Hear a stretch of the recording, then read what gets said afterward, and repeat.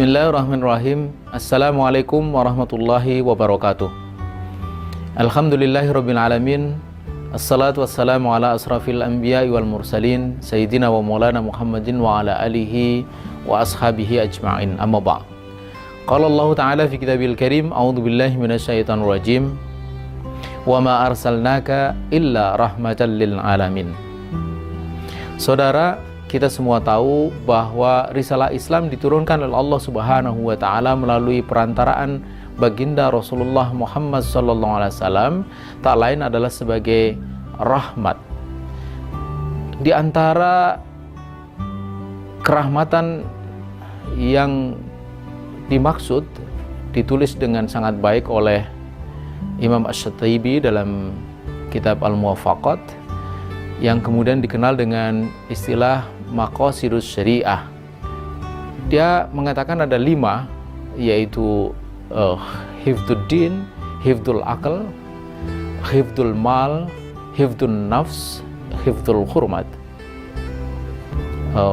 Bahwa risalah Islam ini diturunkan sebagai rahmat dengan dia menjaga akal, menjaga agama, menjaga keturunan, menjaga kehormatan, dan menjaga jiwa.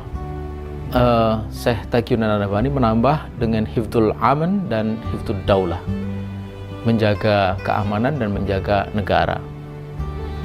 Jadi kalau risalah Islam diterapkan itu terjaga akal, ketika risalah Islam diabaikan maka akal tidak terjaga, tidak terpelihara. Dengan berkembangnya minuman keras, narkoba, itu sudah membuktikan dengan sangat jelas, dengan sangat nyata bagaimana akal manusia ini rusak. Dan ketika dia sudah mabuk, maka segala hal bisa dilakukan. Bahkan Nabi mengatakan al-khamru ummul khaba'ith. Khamr itu induk dari segala kejahatan. Jadi orang yang sudah rusak akalnya karena mabuk, maka dia bisa melakukan apapun, melakukan kejahatan apapun. Ini fakta. Begitu juga dengan jiwa. Jadi ketika risalah Islam tegak, maka jiwa akan terjaga. Hifdzun nafs. Sebaliknya ketika risalah Islam tidak ada, tidak diterapkan, maka jiwa ini akan tidak terjaga. Artinya manusia akan dengan mudah kehilangan nyawa. Pembunuhan di mana-mana, kriminalitas meningkat di mana-mana, itu fakta yang terjadi. Di Indonesia beberapa tahun yang lalu itu setiap 6 jam sekali terjadi pembunuhan. Terus meningkat secara statistik menjadi 4 jam, menjadi 2 jam, dan saya tidak tahu persis sekarang setiap berapa menit sekali. Tapi di Amerika itu setiap setengah jam terjadi pembunuhan. Begitu juga dengan hifdzul mal, terjaganya harta. Ketika risalah Islam tidak tegak, maka harta tidak terjaga. Ada perampokan, pencurian, kemudian termasuk juga harta negara dengan adanya korupsi, manipulasi, lalu eksploitasi kekayaan negara oleh korporasi asing. Itu menunjukkan bahwa tanpa risalah Islam, harta kita ini tidak terjaga. Jadi hifdzul aql, akal tidak terjaga, jiwa tidak terjaga, harta tidak terjaga, kemudian agama juga tidak terjaga.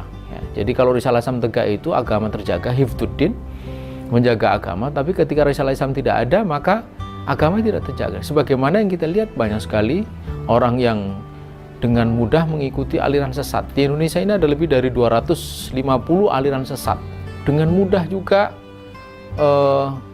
pelecehan terhadap kehormatan Rasulullah, lalu kesucian Al-Quran itu dilakukan di mana-mana. Kemudian yang kelima adalah hifdzun nasl, terjaganya keturunan. Islam tegak, terjaga keturunan, tertib, orang menikah lalu melahirkan anak, jadi terjaga nasabnya, terjaga keturunannya. Tapi ketika risalah Islam tidak tegak, maka keturunan ini tidak terjaga. Kita lihat banyak sekali orang hamil di luar nikah, kalau dia lahir kadang juga tidak jelas siapa ayahnya atau bapaknya. Nah, ini akan menimbulkan kerusakan yang luar biasa karena dengan keluarga yang utuh saja pendidikan anak kadang terabaikan, apalagi dalam keluarga yang tidak utuh. Kemudian hifdzul aman, ya, menjaga keamanan. Ketika risalah Islam terjaga, tegak, maka keamanan terjaga oleh karena ada hukuman yang tegas terhadap siapa yang menimbulkan kerusuhan, termasuk juga melakukan kriminalitas dengan segala macam bentuknya itu. Tapi ketika risalah Islam tidak tegak, maka keamanan tidak terjaga. Jadi rasa tidak aman sekarang ini kita rasakan sesungguhnya adalah bentuk yang paling nyata terhadap tidak terjaganya keamanan. Dan terakhir, hifdzud daulah, terjaganya negara. Ketika negeri ini dan juga negeri-negeri muslim lain itu mengalami penjajahan tidak langsung, neo-imperialisme, atau bahkan sebagiannya itu penjajahan langsung seperti Afghanistan melalui aneksasi atau invasi, begitu juga Irak, itu menunjukkan bahwa negeri-negeri muslim itu tidak terjaga. Mengapa? Karena risalah Islam tidak tegak. Jadi saudara, sangat jelas apa yang bakal kita alami, ya, akibat-akibat buruk apa yang bakal kita alami ketika risalah Islam itu tidak tegak. Ketika risalah Islam itu tegak, membawa rahmat, dan rahmat itu maknanya adalah terwujudnya atau teraihnya kemaslahatan dan tercegahnya keburukan.